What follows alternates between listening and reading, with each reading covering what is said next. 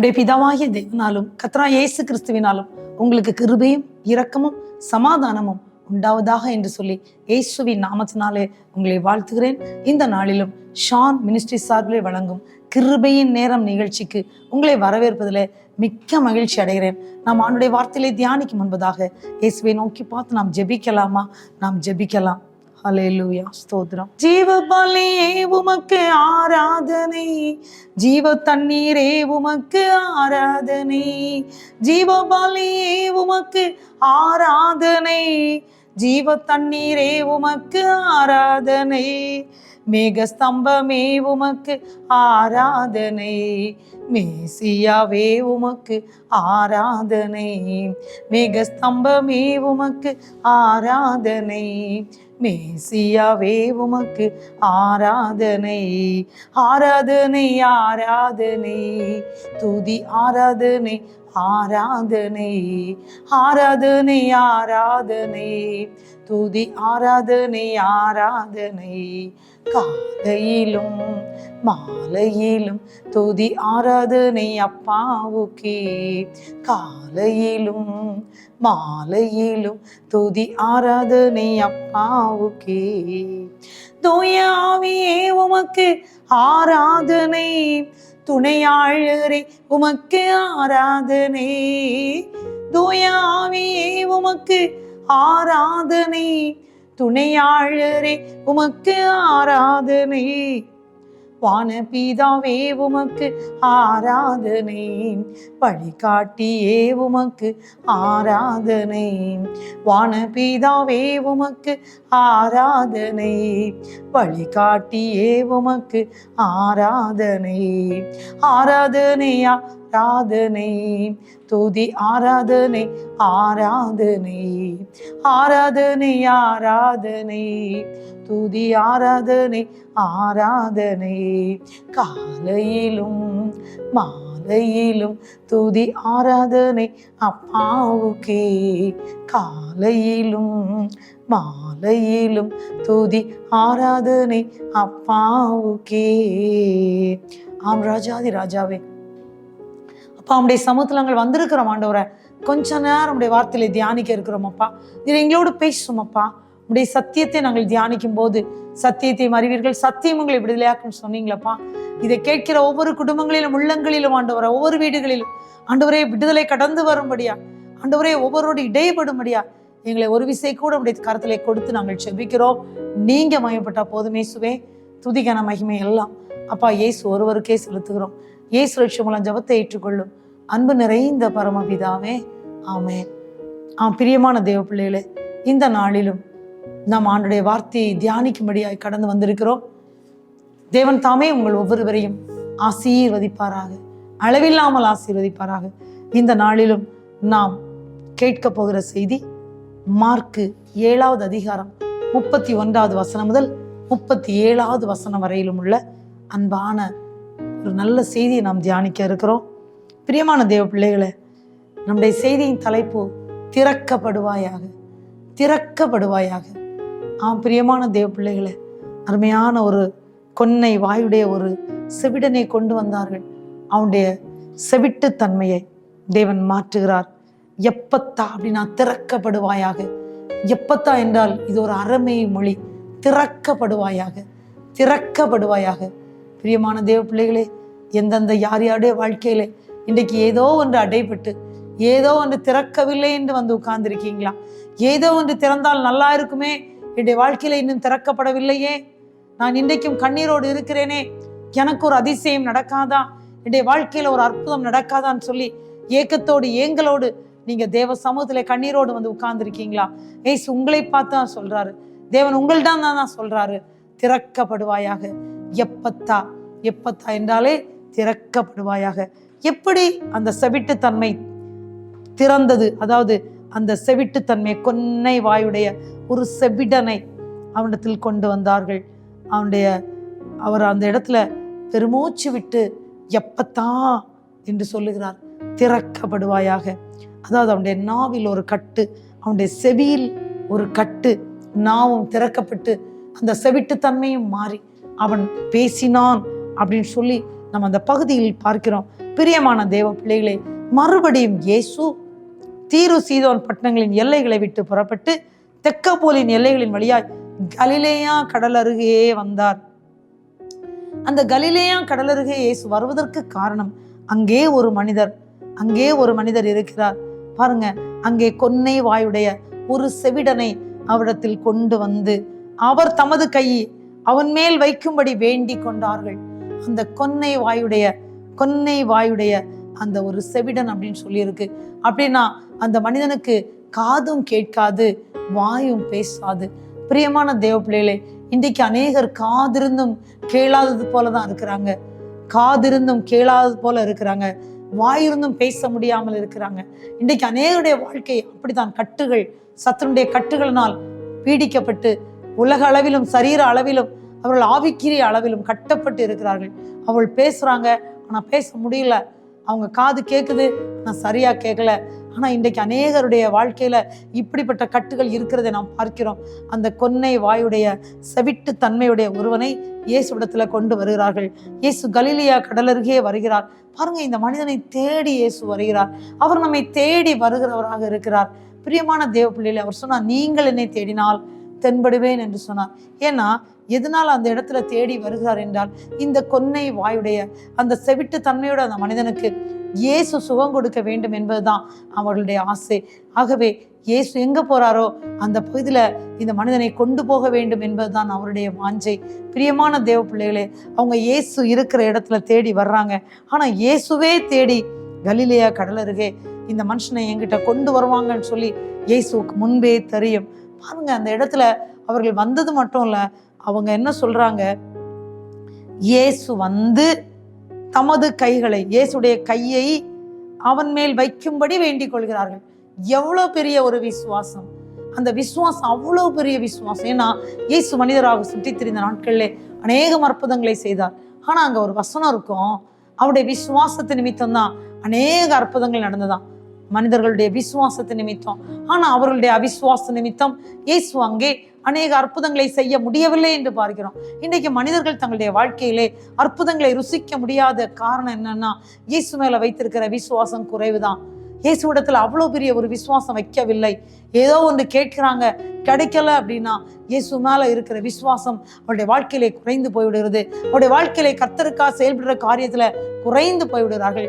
ஆண்டவருக்காக ஏதாவது செய்யணும்னு சொல்லி அர்ப்பணிச்சிருப்பாங்க, ஆனா இவங்க கேட்டது கிடைக்காததுனால அப்படியே சோர்ந்து போய் விடுகிறார்கள். அநேகருடைய வாழ்க்கையிலே இப்படிப்பட்ட செவிட்டுத்தன்மை மாறாததற்கு காரணம் அவங்களுடைய வாழ்க்கையில விசுவாசம் இல்லை.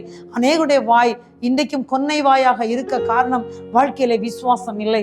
ஆனா இந்த கொன்னை வாய் பேசுகிற இந்த மனிதனை, இந்த செவிட்டுத்தன்மை உள்ள இந்த மனிதனை இயேசுவிடத்துல கொண்டு வராங்க.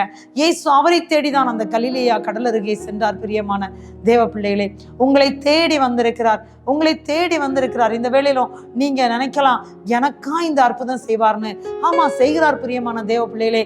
அதனால தான் இந்த டிவி மூலமாக இந்த வார்த்தைகளை நீங்கள் கேட்டுக்கொண்டிருக்கிறீர்கள். நீங்களும் பலவிதமான வேலைகளின் மத்தியிலும் பலவிதமான போராட்டங்களின் மத்தியிலும் இன்றைக்காவது இயேசு எனக்கு விடுதலை தரமாட்டாரா, இன்றாவது இயேசுடைய கரத்திலிருந்து நான் ஆறுதலையும் சுகத்தையும் பெற்றுக்கொள்ள மாட்டேனோ என்று சொல்லி நீங்கள் ஆவலோடு டிவி பெட்டி அருகே உட்கார்ந்து இயேசுவே எனக்கு இறங்கும் என்று கண்ணீரோடு கூட நீங்கள் வந்திருக்கலாம். ஆம் தேவ பிள்ளைகளே, இந்த வேளையிலும் நீங்க செய்ய வேண்டியதெல்லாம் ஒன்னே ஒண்ணுதான். இயேசு மேல உங்க விசுவாசத்தை நீங்க பெருக்குங்க. இயேசுவால் முடியும் என்று விசுவாசியுங்கள். இந்த மனிதனை இயேசுவால் சுகப்படுத்த முடியும் என்று அவர்கள் கொண்டு வந்தது மட்டும் அல்ல, முதல்ல கொண்டு வந்தார்கள். அது பெரிய ஒரு ஆசீர்வாதம். நாம் இயேசுவிடம் செல்ல வேண்டும் முதலாவது. ரெண்டாவது அவர்கள் என்ன சொன்னாங்க, இயேசுவே நீங்க வந்து இவனுக்கு உங்க கையை அவன் மேல் வைக்க வேண்டும் என்று வேண்டிக் கொள்கிறார்கள். ஜெபிக்கிறாங்க, விண்ணப்பம் பண்றாங்க. நாம் என்ன செய்யறோம், விசுவாசம் நமக்கு இருக்குது, ஆனா இயேசுவை தேடி போவோம், ஆனா இயேசுகிட்ட பேசுறதுக்கு நேரம் இருக்காது. இயேசுகிட்ட பேசுறதே இல்லை. ஜெப வாழ்க்கையில குறைவாக இருக்கிறோம். இயேசு கல்வாரி சிலுவையில் அறையப்படும் என்பதாக அவங்க சீஷல்கிட்ட சொன்னாரு, நீங்க எங்க இருந்து ஜெபம் பண்ணுங்கள் அப்படின்னு சொல்லி அவர் தனித்து ஜெபிக்க போனாரு. அப்போ 3 தடவை தன்னுடைய சீஷர்களை வந்து எழுப்புறார். 3ஆவது தடவையும் தூங்கிட்டு தான் இருந்தாங்க. இப்ப சொன்னாரு, இனி நீங்க நித்திரை பண்ணி இளைப்பாருங்கள், இதோ என்னை காட்டி கொடுப்பவன் வந்து விட்டான்னு. உடனே இயேசுவை பிடித்து அழைத்து கொண்டு போனாங்க, சிலுவையில் அறைந்தாங்கன்னு சொல்லி நம்ம பார்க்கிறோம். பாருங்க, ஆனா அவர் அப்படியே மரித்து போகல, மரித்தார், உயிர்த்தார், இன்றும் ஜீவிக்கிறார். முழு மனுக்குலத்திற்கும் பாவத்தை நீக்குகிற மீட்பராக, முழு மனுக்குலத்திற்கும் வாழ்க்கை கொடுக்கிறவராக, போதிக்கிறவராக, போஷிக்கிறவராக, கண்டித்து உணர்த்துகிறவராக, நினைப்பூட்டுகிறவராக, ஒவ்வொரு குடும்பங்களையும் பாதுகாக்கிறவராக இன்றைக்கும் அவர் ஜீவனோடு இருக்கிறார். பிரியமான தேவ பிள்ளைகளை, அவர் ஒருபோதும் ஒருவருக்கும் தூரமானவர் அல்ல. கேட்கிற ஒவ்வொரு பேருக்கு அவர் இறங்குகிற தேவனாக இருக்கிறார். கேளுங்கள் அப்பொழுது உங்களுக்கு கொடுக்கப்படும் என்று சொல்லி மத்தேயு 7:7 நம்ம பார்க்கிறோம். பிரியமான தேவ பிள்ளைகளே, பாருங்க எவ்வளவு நல்ல ஆண்டவர், எவ்வளவு பெரியவர் பார்த்தீங்களா? இந்த கொன்னை வாயுடைய அந்த மனிதனுக்காக, அந்த செவிட்டு தன்மையோட மனிதனுக்காக அவர் பக்கத்துல அவனை கொண்டு வர போறாங்கன்னு தெரிஞ்சு இயேசு கலிலேயா கடல் அருகே போனார்.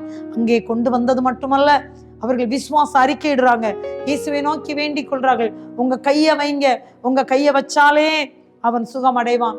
பிரியமான தேவ பிள்ளைகளே, நம்முடைய விசுவாசம் வர்த்திக்கப்பட வேண்டும். இயேசுவே, நீங்க உங்க அன்பு கையை என் மேல வைங்கப்பா, என்னை ஆசீர்வதிங்கப்பா, என்னுடைய பலவீனத்தை எடுத்து போடுங்கப்பான்னு சொல்லி கேட்கும்போது இயேசுவே உங்களுக்கு இரக்கம் காட்டுகிறவராக இருக்கிறார். அவர் இறங்குகிற தேவன், இறங்குகிறவர் அவர்களை நடத்தி ஜீவ தண்ணீர் உள்ள நீரூற்றண்டைக்கு நடத்தி செல்வார் என்று வேதத்துல பார்க்கிறோம். அவர் இரக்கமுள்ள தேவன். இயேசுடைய இரக்கங்களுக்கு முடிவே இல்லை. அவர் இரக்கத்தில் ஐஸ்வர்யம் உள்ளவர். இறங்குகிற தேவனாலே எல்லாம் ஆகும் என்று பார்க்கிறோம். அவர் இரக்கம் உள்ளவர். பிரியமான தேவ பிள்ளைகளே, அந்த இரக்கத்தின் நிமித்தம் தான் கலிலேயா கடல் அருகே வருகிறார். இப்பொழுது அந்த விசுவாச வார்த்தையை அவர் அறிக்கையிடுகிற போது அவர் என்ன செய்றார் பாத்தீங்களா? 33ஆம் வசனம் படிக்கிறேன். மார்க் 7வது அதிகாரம் 33ஆம் வசனம். அப்பொழுது அவர் அவனை ஜனக்கூட்டத்தை விட்டு தனியே அழைத்து கொண்டு போய், இந்த ஜனக்கூட்டத்துல நிறுத்தல, ஜனக்கூட்டத்தை விட்டு தனியே அழைத்து கொண்டு போய் தம்முடைய விரல்களை அவன் காதுகளில் வைத்து உமிழ்ந்து அவனுடைய நாவை தொட்டு வானத்தை அண்ணாந்து பார்த்து பெருமூச்சு விட்டு எப்பத்தா என்றார். எப்பத்தா என்றால் அது ஒரு அரமே மொழி. எப்பத்தா என்றால் மீனிங் திறக்கப்படுவாயாக என்று அர்த்தமாம். உடனே இயேசு சொன்ன உடனே 35வது வசனம், மார்க் 7:35. உடனே அவனுடைய செவிகள் திறக்கப்பட்டு அவனுடைய நாவின் கட்டுகள் அவிழ்ந்து அவன் செவ்வையாய் பேசினான். இயேசு பாருங்க, எப்பத்தான் என்று சொன்ன உடனே அதுக்கு முன்பதாக அவர் என்ன செய்தார்? அவனை ஜனக்கூட்டத்தை விட்டு தனியே அழைத்து கொண்டு வந்தார். அடுத்து தன்னுடைய விரல்களை அவனுடைய காதுகளில் வைத்தார், உமிழ்ந்து அவனுடைய நாவை தொட்டார். பிரியமான தேவ பிள்ளைகளே, நம்ம கர்த்தராகிய இயேசு கிறிஸ்து வானம் பூமியை படைத்தவர், நம்மை உருவாக்கினவர், நம்மை சிருஷ்டித்தவர், நமக்கு ஜீவ சுவாசத்தை தந்தவர், நம்மை ஆதரிக்கிறவர், வழிநடத்துகிறவர், பாதுகாக்கிறவர், முடிவரையும் தான் நம்மை நடத்துகிறவர், பரலோகராஜ்யத்துக்கு நம்மை சொந்தக்காரர்கள் ஆக்குகிறவர், நம்மை ஆசீர்வதிக்கிறவர். இம்மையிலும் மறுமையிலும் நாம் வேண்டிக் கொண்டதற்கு மேலாக நமக்கு அதிசயங்களை செய்து மறுமையிலும் நித்திய ஜீவனை தந்து பரலோகராஜ்யத்தில் அவரோடு கூட யுக யுகமாக வாழ செய்வோம். இயேசு போதுமானவராக இருக்கிறார். பிரியமான தேவ பிள்ளைகளே, ஒருவேளை நீங்களும் பற்பல கட்டுகளோடும் பற்பல வியாதிகளோடும் சத்துடைய பிடிகளோடும் செவிட்டு தன்மையோடும் ஒருவேளை வாய் திறக்க முடியாத நிலைமையிலும் வந்திருப்பீங்களா? இந்த நேரத்துல இயேசுவை நோக்கி பாருங்கள், இயேசுவை நோக்கி விசுவாசத்தோடு அறிக்கையிடுங்கள்.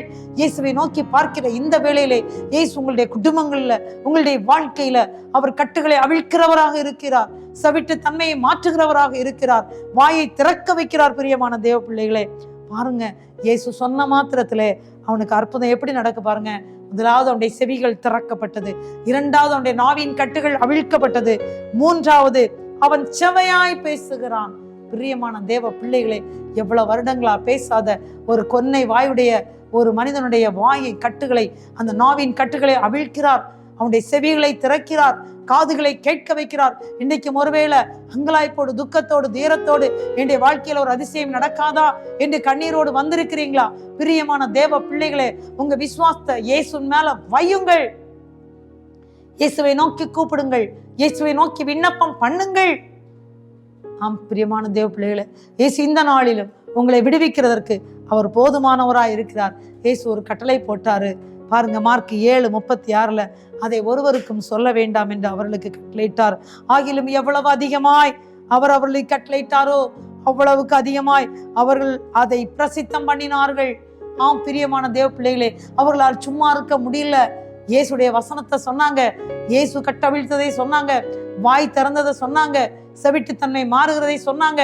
இயேசு மேல விசுவாசம் வச்சா மட்டும் போதும், நாங்கள் இயேசுவை நோக்கி கூப்பிட்டோம், எங்களுக்கு அற்புதம் நடந்தது என்று சொல்லி அவர்கள் பிரசித்தம் பண்ணார்கள். பிரியமான தேவ பிள்ளைகளே, 37ஆம் வசனத்துல இருக்கு, அவர்கள் செய்த காரியத்தை பார்த்தீங்கன்னா எல்லாவற்றையும் நன்றாய் செய்தார். செவிடர் கேட்கவும் ஊமையர் பேசவும் பண்ணுகிறார் என்று சொல்லி மேன்மேலும் ஆச்சரியப்பட்டார்கள். அன்று சொன்னாரு, நீங்க இதை பிரசித்தப்படுத்த வேண்டாம்னு சொன்னாரு. ஆனா எவ்வளவுக்கு எவ்வளவா சொல்ல வேண்டாம்னு சொன்னாரோ அவ்வளவுக்கு அவ்வளவா அவர்கள் பிரசித்தம் பண்ணினார்கள். எப்படி பண்ணாங்க? எல்லாவற்றையும் நன்றாய் இயேசு செய்கிறார். ஆம் பிரியமான தேவ பிள்ளைகளே, அவர் உங்களுக்கும் எல்லாவற்றையும் நன்றாய் செய்கிறவராக இருக்கிறார். ஏதோ ஒரு விஷயத்துல நன்றாய் செய்யவில்லை என்று நினைக்கிறீங்களா? இயேசுவை மட்டும் நோக்கி பாருங்க. கர்த்தருடைய முகத்தை நோக்கி பார்த்த ஒருவருக்கு வெட்கம் இல்லை. அப்பொழுது அவர்கள் அவருடைய முகத்தை நோக்கி பார்த்தார்கள். அவருடைய முகம் பிரகாசமா இருந்துச்சாம், பிரகாசிக்கப்பட்டார்கள். ஆம் பிரியமான தேவ பிள்ளைகளே, கர்த்தருடைய முகத்தை நோக்கி பாருங்கள். அவர் நன்றாய் செய்தார். செவிடரை கேட்க பண்ணுகிறார், ஊமையரை பேச பண்ணுகிறார் என்று அவர்கள் எல்லாரும் முன்பதாக ஊமையரை பேச வச்சுட்டான்னு சொல்லி அவர்கள் எல்லார்ட்டையும் சொன்னது மட்டும் இல்ல, மென்மேலும் ஆச்சரியப்பட்டார்கள். எவ்வளவு பெரிய காரியம் பாருங்க. இன்றைக்கு எத்தனை வருஷமாச்சு நம்ம கர்த்தராகிய இயேசு கிறிஸ்துவை ஏற்றுக்கொண்டு எவ்வளவு அதிசயங்களை என்னுடைய வாழ்க்கையில செய்திருக்கிறார். நம்ம எப்படி அவனுடைய வார்த்தைகளை பிரசித்தப்படுத்துகிறோம்? எத்தனை பேருக்கு சொல்லி இருக்கிறோம்? நிறைய பேருக்கு தெரியாது.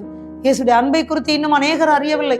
வேத வசனங்கள் 66 புஸ்தகத்திலும் என்ன இருக்கிறது என்று கூட அநேகருக்கு தெரியாது. தேவனை அறிந்திருந்த பிள்ளைகள் கூட அதை படிப்பதற்கு நேரமில்லை என்று சொல்லி விடுகின்றனர்.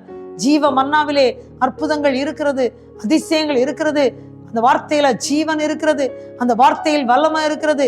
இந்த வார்த்தை போஷிக்கும், வியாதிகளை மாற்றும், கண்டித்து உணர்த்தும், பிரச்சனையிலிருந்து விடுதலை கொடுக்கும், சத்துடைய கட்டு மாற்றங்களை கொடுக்கும். பிரியமான தேவ பிள்ளைகளை, ஒரு கணம் சிந்திச்சு பாருங்க. நீங்க எந்த லெவல் இருக்கிறீங்க, எந்த லெவல்ல இப்ப இருக்கிறீங்க? இயேசுகிட்ட நீங்க வந்து பாருங்க, வந்து பாருங்க. அவரை நோக்கி விண்ணப்பம் பண்ணி பாருங்க. உங்க விசுவாசத்தை இயேசு மேல வச்சு பாருங்க.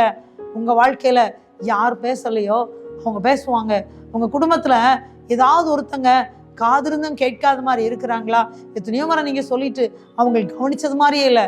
ஆனா இன்றைக்கு நீங்க ஜெபித்து பாருங்க.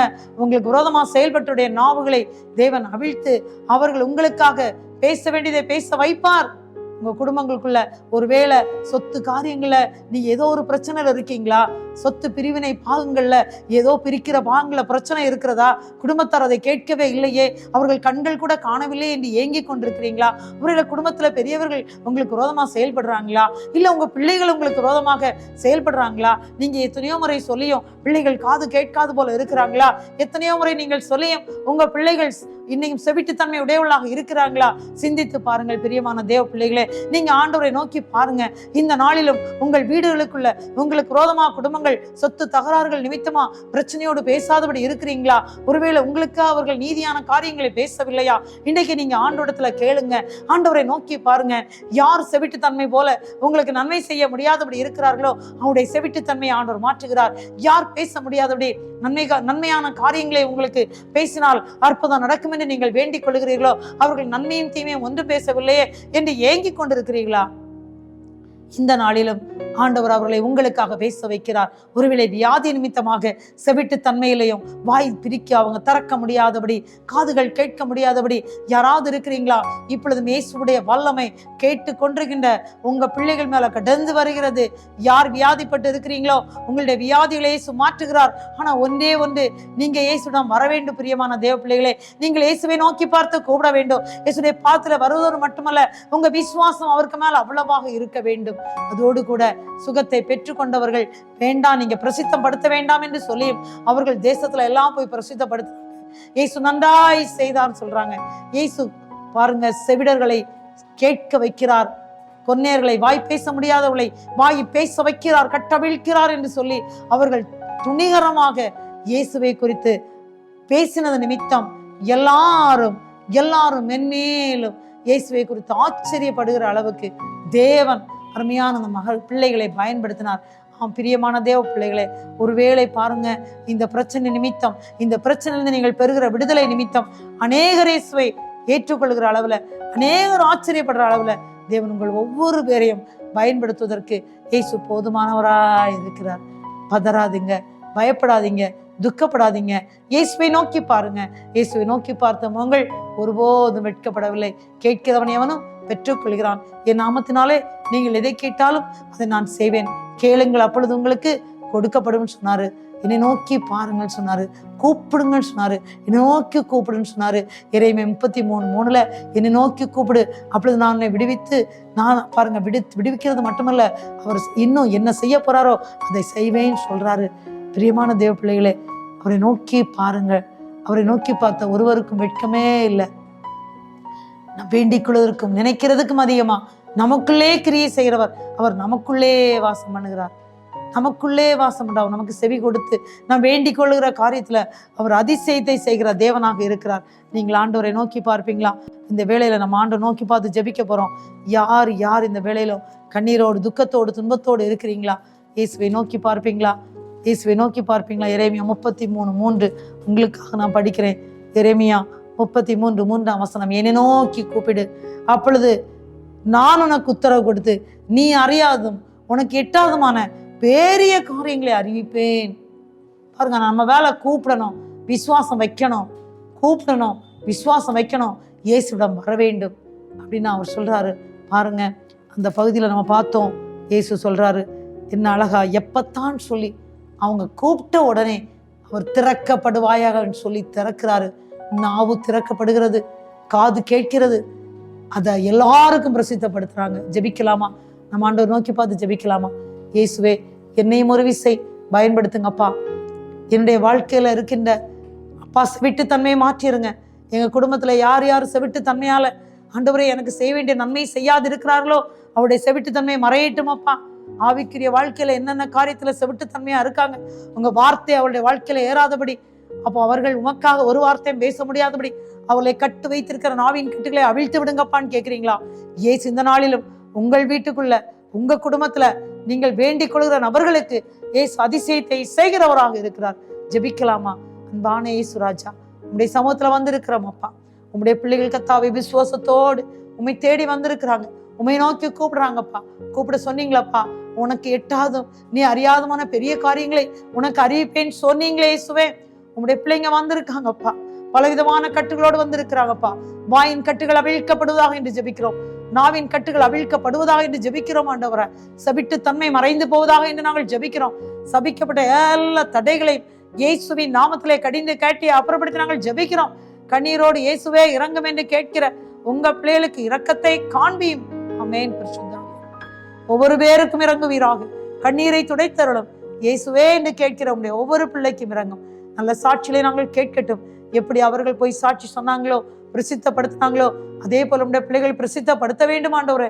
இயேசு எனக்கு நன்மையானவளை செய்தார் என்று சாட்சி சொல்ற அளவுல செவிடர் கேட்கிறார்கள், வாய்கள் திறக்கப்பட்டு பேசுகிறார்கள் என்று சொல்லி பிரசித்தப்படுத்தினது போல உடைய பிள்ளைகளும் பிரசித்தப்படுத்தத்தக்கதாக ஆண்டவரே நீர் ஒவ்வொருடைய வாழ்க்கையிலும் திறக்கப்படுவாயாக என்ற வார்த்தையை அனுப்பும்படியா நாங்கள் ஜெபிக்கிறோம்.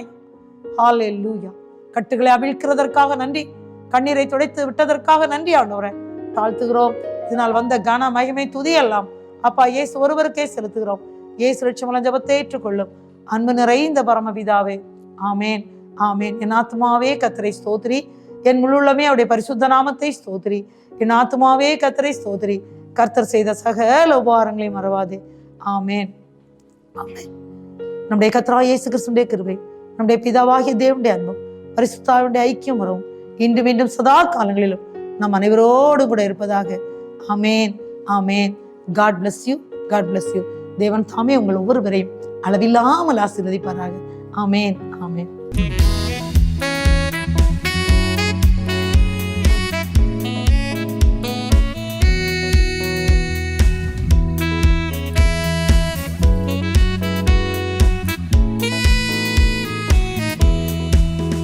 என்னை நேசிக்கின்றாயா, என்னை நேசிக்கின்றாயா,